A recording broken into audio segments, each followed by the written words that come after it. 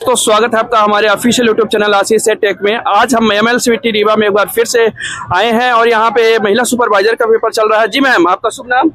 Sir Ankita Namdev. क्या score किया है आपने? 178। 178। जब से मैंने एनालिसिस करना शुरू किया है, जब से पेपर शुरू हुआ है 7 मार्च से, तब से लेकर अभी तक जो मैंने प्रत्यक्ष रूप से सुना है, ये सबसे हाईएस्ट स्कोर है दोस्तों, 178। इनका बहुत बढ़िया स्कोर है। कौन सी कैटेगरी में आते हैं? सर ओबीसी में।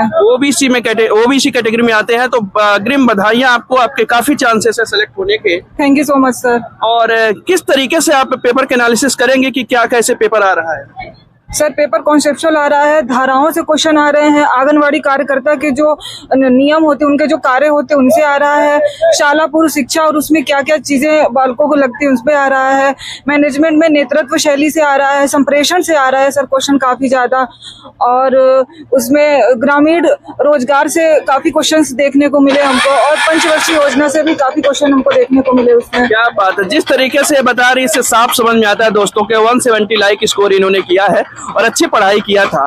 यदि हम बात करें टाइम मैनेजमेंट का कोई इशू हुआ है? सर टाइम मैनेजमेंट का कोई इशू नहीं है। मेरा पेपर 2.5 घंटे में समाप्त हो चुका था। उसके बाद आधा घंटा मैंने अपने पूरे पेपर को वापस से रिव्यू किया, कहाँ पे क्या कमी आ रही है, कहाँ पे कौन से क्वेश्चन मेरे छूट रहे हैं।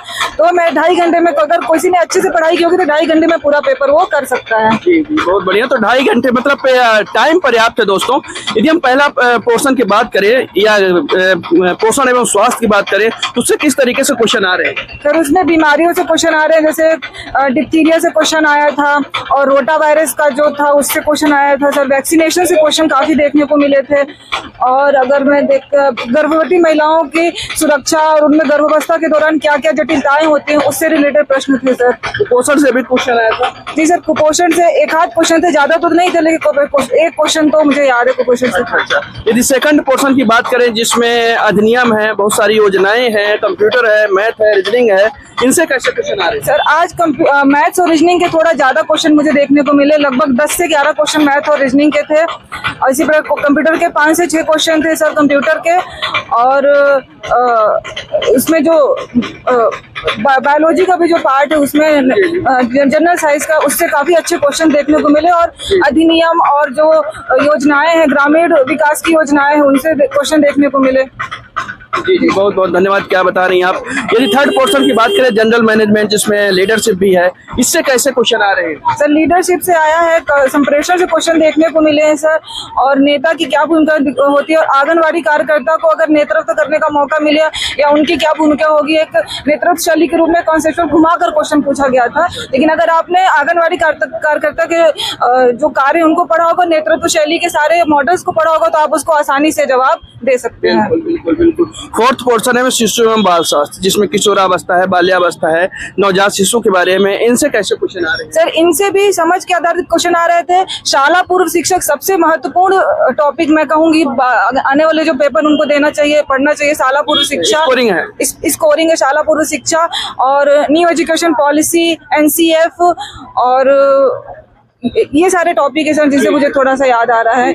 इन सबको कवर करके जाओ। उनमें भी जो बाल संरक्षण आयोग या पोस्को अधिनियम है, उसके तहत पोस्को 2012 जो अधिनियम है, उसके तहत क्या दंड के प्रभाविता है, अगर कोई बालकों के सेक्स ट्रैफिकिंग के लिए उनका यूज करता है बच्चों को, तो उनके क्या दंड का क्या विधान है, उसके हिसाब से क्वेश्चन पूछे जाते हैं। बहुत बढ़िया बता रहे हैं, एकदम पूरा चिट्ठा पेपर का सामने रख दिया है इन्होंने कि किस तरीके से 200 अंक का जो पेपर आ रहा है वो होता है। आगे ये बताइए कि यदि हमारे दोस्त ये चाहते हैं कि 180 प्लस करना है, तो उनके लिए क्या एक अलग सी स्ट्रेटजी होनी चाहिए, या बेसिक जो पढ़ाई कर रहे हैं उससे काम हो जाएगा? आपको हर एक धाराओं के डीप में, मतलब धारा का ईयर और उसका वो तो धारा नंबर तो नहीं पूछे, लेकिन धाराओं के अंदर क्या चीजें बातें लिखी हुई उसको आप डीप में पढ़ के जाइए, क्योंकि उससे घुमाकर क्वेश्चन पूछ रहा है। और दूसरी चीज, कौन से फॉर एग्जांपल जैसे अगर किसी आयोग में, अधिनियम में, उसके जो अध्यक्षता अध्यक्ष कौन होते हैं, या उसका प्रभार किसके ऊपर होता है, या दंड देने का प्रावधान किसके पास होता है, सत्र न्यायालय को होता है या डिस्ट्रिक्ट मजिस्ट्रेट को होता है, ये सब चीजें आप थोड़ा डीप में पढ़ के जाइए तो आप उसको समझ पाएंगे। तो कहने का मतलब ये है कि अधिनियम से कुछ जो धाराएं आ रही हैं वो क्या स्कोरिंग है, कितनी धाराएं आ रही हैं?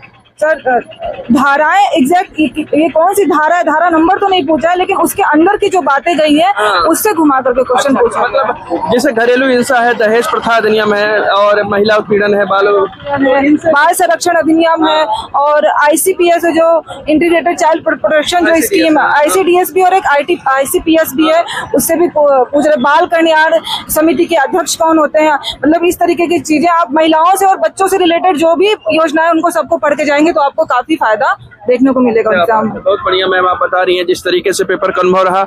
आने वाले दोस्तों से क्या कहेंगे अंतिम में ये बात है? सर आने वाले दोस्तों से यही करूंगी कि बिल्कुल घबराने की जरूरत नहीं है, पेपर को टाइम मैनेज करके चलिए और आपने जितनी पढ़ाई की है उसको बार बार दोहराते चलिए, इसी से आपको फायदा मिलेगा। नई चीजें कुछ भी पढ़ने की आप आवश्यकता नहीं है, अगर इनका आने वाले एग्जाम में पेपर है तो आपने जितना तैयारी की उसको ही अपने विश्वास रखिए और उसको बार बार दोहराते रहिए, रिविजन और प्रैक्टिस करते रहिए। क्या बात है, क्या बात है। 178 स्कोर दोस्तों, बहुत बढ़िया स्कोर रहा मैम, धन्यवाद। Thank you so much sir. Okay, तो देखा दोस्तों आपने ये अनुभव रहा, ये एक्सपीरियंस रहा। 178 नंबर जो मैम लाई हैं और क्या बढ़िया तरीके से इन्होंने आप लोगों को बताया है कि किस तरीके से पेपर आ रहा है, क्या एनालिसिस किया जाए दोस्तों। तो इसी तरीके से हमारे चैनल से जुड़े रहने के लिए बेल आइकन दबा लीजिए और सब्सक्राइब कर लीजिए दोस्तों। धन्यवाद।